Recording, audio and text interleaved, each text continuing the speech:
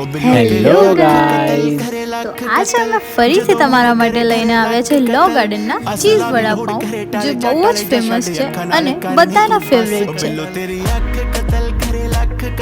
તો હવે અમારું વડાપાઉં બટર અને થોડા મસાલામાં શેકાઈ રહ્યું છે.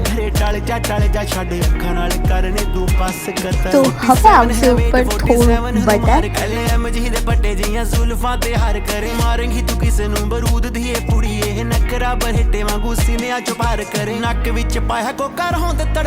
તો હવે અમારું વડાપાઉં શેકાઈને રેડી થઈ ગયું છે.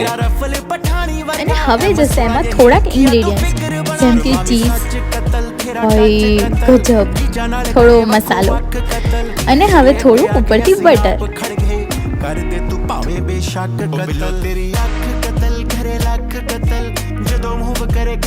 તો હવે અમારું વડાપાઉં તૈયાર છે. Location is mention.